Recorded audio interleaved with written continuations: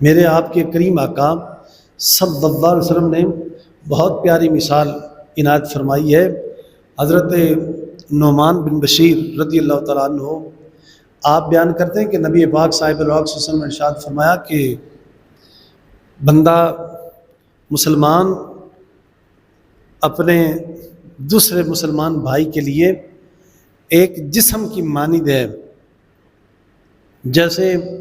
جسم کے ایک حصے کو تکلیف ہو تو سارا جسم بے چین رہتا ہے، ایک حصے کو تکلیف ہو سارا جسم بے چین رہتا ہے، بے سکون رہتا ہے، بیمار ہوتا ہے، بخار ہو جاتا ہے۔ جیسے ایک حصے کو تکلیف ہو تو سارا جسم بے چین ہوتا ہے، مسلمان کو بھی اپنے دوسرے مسلمان بھائی کے لیے یوں ہی بے قرار ہونا چاہیے۔ اور ساتھ دوسرا حضور کا فرمان، سرکار نے فرمایا کہ مسلمان اپنے دوسرے مسلمان بھائی کے لیے ایک دیوار کی مثال ہے، جیسے دیوار کی ایک اینٹ دوسری اینٹ کا سہارا بنتی ہے، طاقت بنتی ہے، اسی طرح مسلمان بھائی بھی دوسرے کے لیے سہارا ہے۔ اور سرکار نے فرمایا کہ مسلمان بھائی ایک دوسرے کے ساتھ جڑ کے رہیں، بنیان و مرصوص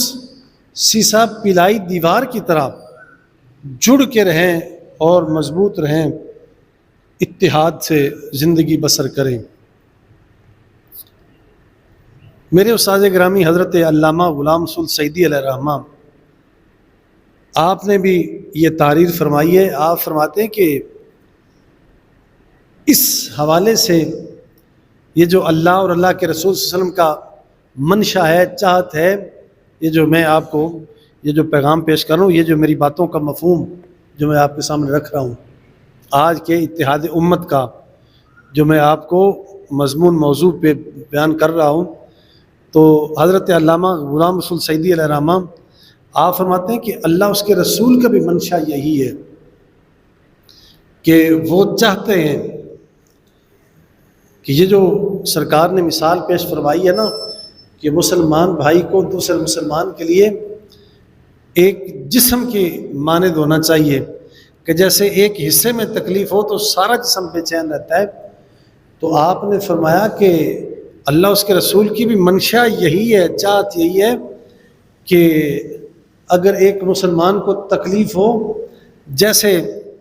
ایک بندے کو ذرا غور کریں، ذرا توجہ کریں، جیسے ایک بندہ بیمار ہوتا ہے تو وہ بندہ بیماری کی ازالے کے لیے، تکلیف کے لیے بندہ جاتا ہے، جا کے دوا لیتا ہے،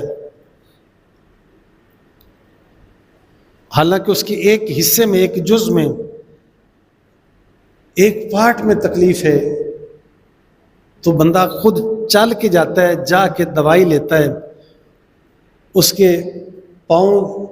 دھالا کے تکلیف بعض دفعہ دانت پہ ہیں، لیکن چل کے دوائی لینے پاؤں جا رہے ہیں، ہاتھ پکڑتے ہیں، ہاتھ دوائی اٹھا کے منہ تک پہنچاتے ہیں، اور دماغ اور دل جو ہے وہ اس سوچ میں گم ہوتا ہے اور محو ہوتا ہے۔ تو جیسے بندے کی ایک تکلیف ایک حصے میں تو پورا جسم جا رہا ہے، جا کے دوا، علاج، معالجہ وہ کروا رہا ہے، تو اسی طرح جیسے ایک بندے کو ایک حصے میں تکلیف ہے اور وہ علاج معالجے کو مکمل جاتا ہے، جا کے دوائی لیتا ہے اور علاج معالجہ کرواتا ہے، اسی طرح مسلمان کو بھی دوسرے مسلمان بھائی کے لیے اسی طرح بے چین ہونا چاہیے کہ اگر کسی پڑوس میں کسی کو تکلیف ہے تو بندہ اس کی سر لے، پتہ لے، اور جا کے اس بھائی کو دوائی لے کے دے۔ اس کے رشتہ داروں میں، اس کے اپنوں میں، پراؤں میں، اس کے آس پاس اگر کوئی بیمار ہے تو مسلمان کا کلیجہ، دل، محبت یوں ہونی چاہیے کہ بندہ جا کے، اگر وہ اس کے پاس ہمت، طاقت نہیں ہے، دوا نہیں لے سکتا، تو سرکار کے اس فرمان کا تقاضا یہ ہے کہ بندہ خود مسلمان بھائی اس کا چل کے جائے، جا کے اس کو دوائی لے دے، اس پر پیسہ خرچ کرے، اس کی جا کے دیکھ بھال کرے۔ اور جیسے آج کل کے اب ذرائع ہیں ہمارے پاس، جیسے اب میڈیا ہے، میڈیا کے اوپر ہم دیکھ رہے ہیں پوری دنیا اب ہماری ہتھیلی میں ہے. ذرا کوئی بندہ ہمارے پاس ہے، قریب ہے، کچھ فاصلے پہ دور ہے، حتیٰ کہ باہر کے ملک میں بھی ہے، اگر ہمارے پاس اتنی ہمت طاقت ہے تو ہمیں چاہیے یہاں بیٹھ کے اس کے لیے پیسہ خرچ کریں، اس کی ادویات مہیا کریں،